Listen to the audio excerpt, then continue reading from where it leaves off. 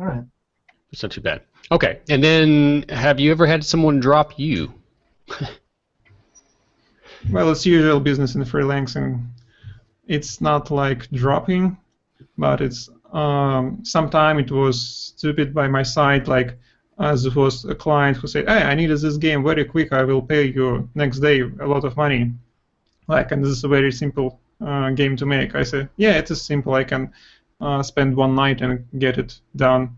I spend one night, I get it done, and he doesn't pay. So thankfully, that's a short investment. But yeah, it's short. I never take such risks. That's bigger steps. And sometimes we start a project, but with time, clients lose interest in it, or something else happens, and the project stops. So personally, I've had to let a few clients go just because, for various reasons, just because time constraints and stuff like that. But I've learned, like Ed was saying, I've learned to vet people right up front. You know, make sure that I know who I'm working with, so that there's not really that much of an issue. I mean, if they run out of money or they decide not to pursue the project or something like that, you can never foresee those types of things. But nobody's saying, hey, we're unsatisfied with your quality of work. For a while. Go ahead. Okay, for a while, my team, we were doing maintenance work for somebody's project.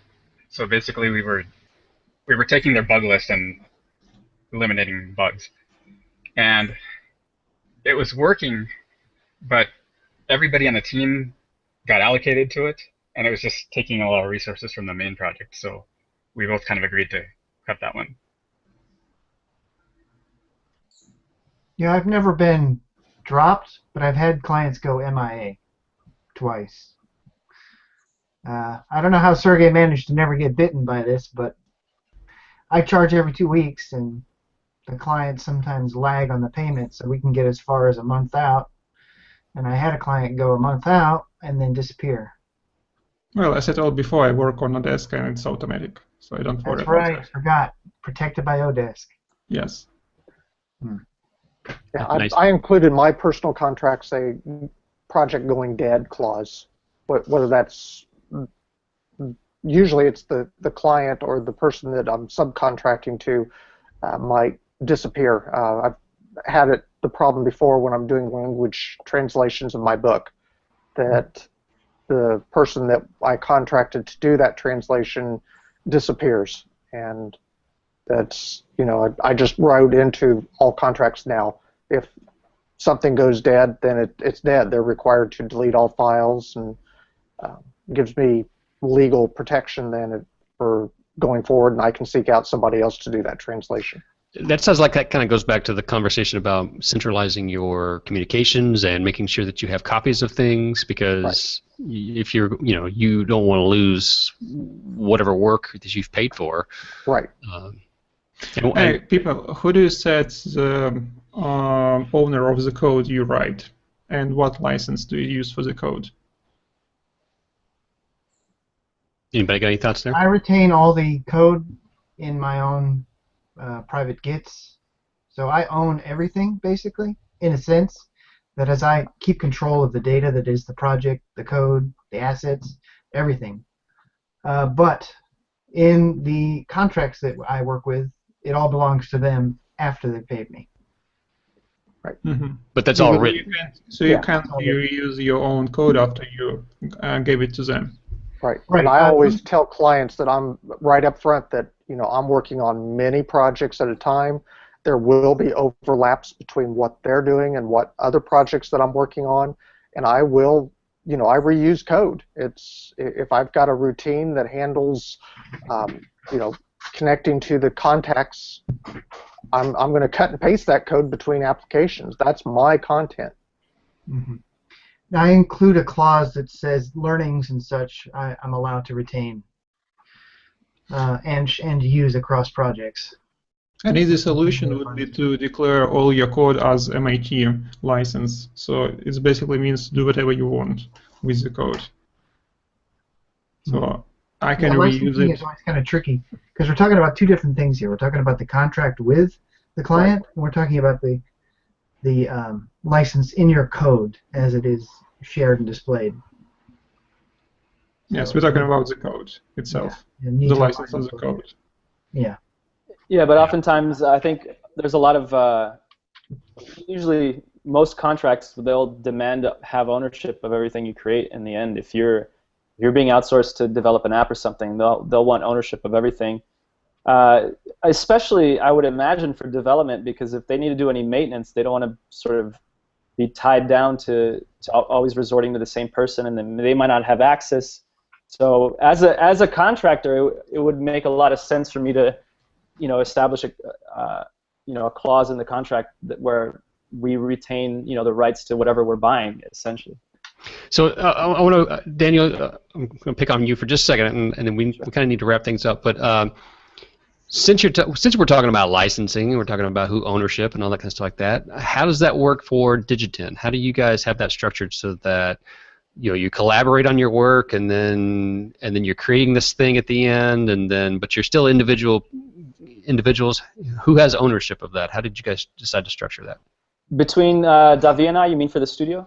Yeah, I guess it's just, you're still two individuals coming together to to collaborate. How is it structured? So you'll have to forgive me because as far as like studio or laws and companies and stuff, Sure. We did it in Brazil, so I might not know the right terms in English and to how it applies legally in the States. But I think we're like a limited liability company or something, and we each own 50% of DigiTen and everything produced by DigiTen.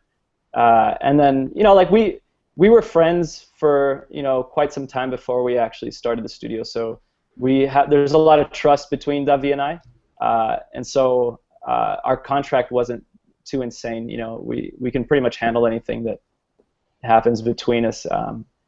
But essentially, we can both sign for the company. We both retain 50% of it, and that's it. Okay. So did you guys write in any particular exit clauses or anything like that? How you would break things up if you needed to, or is that you just? No, actually, that's still lacking from the company contract. We haven't actually thought about that yet. It's important, and it's definitely not something that you think about too much when everything is nice and happy. But if it ever goes wrong, then that's when you wish you had done it before, right? So we're actually very aware that we need to kind of wrap that up and put something in the contract about that. Okay. Yeah, I was just curious because anytime you're collaborating, I always think about ownership of things. When you're an indie working on your own stuff, obviously you own your own stuff, and then like we were just saying, if somebody want to pay you for contracting, they're gonna want to own it. When you're collaborating together as a team, especially as a two-man team, those kinds of things get blurry. So just wanted to see what you guys had in store. So. All right. Well, I think we. Can I say one thing, Charles? Yeah. Go ahead, Ed. Round out what we said here. We've talked a lot about advice. We've each given advice, but none of us is lawyers. Is a lawyer. I don't think any of us is a lawyer, and we all laugh. But I wanted to point out that as much as I personally hate dealing with lawyers, and I'm not sure where you all feel or how you feel about that, it never hurts to employ a lawyer the further down the road you get with any large contract or a collaboration with somebody. You're better off having somebody who knows the law and knows how to deal with these contracts do the work instead of trying to figure it out on your own.